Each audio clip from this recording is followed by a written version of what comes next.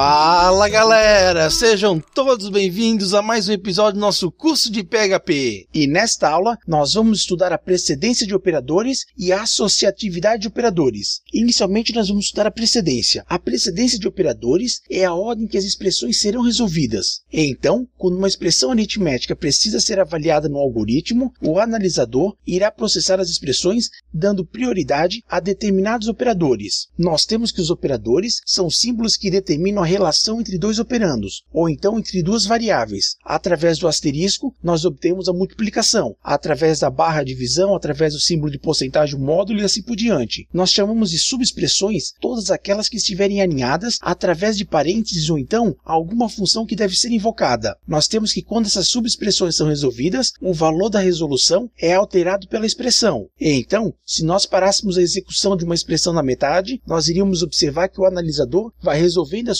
subexpressões e alterando o valor na expressão principal. Aqui nós podemos ver uma lista da precedência. E então, inicialmente são resolvidas as funções que estão numa expressão. Em seguida, é resolvido tudo que estiver entre parênteses, depois resolvidos os operadores unários, ou seja, os operadores que agem sobre uma única variável, como por exemplo, o operador de incremento e o operador de decremento. E em seguida nós temos que a precedência será igual ao que nós temos na matemática. Por fim, nós temos os operadores de comparação, ou então os operadores relacionais, e caso a expressão contenha uma operação ternária, essa será a última parte a ser resolvida. E então, se você montar uma expressão complexa e nessa você trabalhar com operação ternária, será necessário observar a precedência para não obter um resultado inesperado, como por exemplo uma multiplicação ser resolvida antes de uma adição. Vamos supor essa expressão aqui. Eu só estou adicionando o valor à variável x, porque do contrário, o editor mostra que há um problema nessa linha. Então vamos trabalhar dessa maneira aqui, vou pressionar Enter e vamos estudar como que essa expressão será resolvida. Inicialmente, nós temos operadores de mesma precedência, ou seja, o operador de vezes e dividido possui a mesma precedência e o operador de mais e menos também possui a mesma precedência. Então, inicialmente, será resolvida a multiplicação de 3 vezes 4, ou seja, nós temos que o analisador começará a resolver a expressão da esquerda para a direita, até porque, como nós não temos subexpressões, nós temos que o padrão é resolver a expressão da esquerda para a direita. Então será resolvido 3 vezes 4 e em seguida será dividido o 6 por 2. Vamos marcar essa linha como um comentário, assim fica melhor. Feito isso, ou seja, após ser resolvido essas duas expressões, nós temos que o valor dessas subexpressões será substituído pela resolução. Então, 3 vezes 4 é igual a 12 e 6 dividido por 2 é igual a 3. Por fim, nós temos que será realizada a soma de 5 com 12 e o resultado dessa expressão será subtraído de 3. Ou seja, essa expressão será resolvida dessa maneira aqui. Então, 5 com 12 vai dar 17. Nós temos que esse parêntese pode ser removido. E por fim, é feita a subtração de 17 por 3. Nós temos que o resultado vai ser 14. Então, é dessa forma aqui que o analisador irá resolver as nossas expressões quando nós não tivermos parênteses. No caso, vamos deixar a expressão aqui no original. Ou seja, essa aqui é a expressão que nós tínhamos. E essa aqui é a forma como a mesma foi resolvida. Como nós tínhamos uma expressão que não continha subexpressões, ou seja, não havia nenhuma expressão entre parênteses e também não havia nenhuma função, nós temos que a resolução da expressão começou da esquerda e foi em direção à direita, e como nós tínhamos operadores com mesma precedência, no caso a multiplicação e a divisão, nós temos que primeiro foi resolvida a multiplicação, até porque essa expressão está mais à esquerda do que essa expressão aqui. Feito isso, foi resolvida a divisão, e no geral, nós temos que segue a precedência da matemática. Porém, vamos fazer uma outra expressão.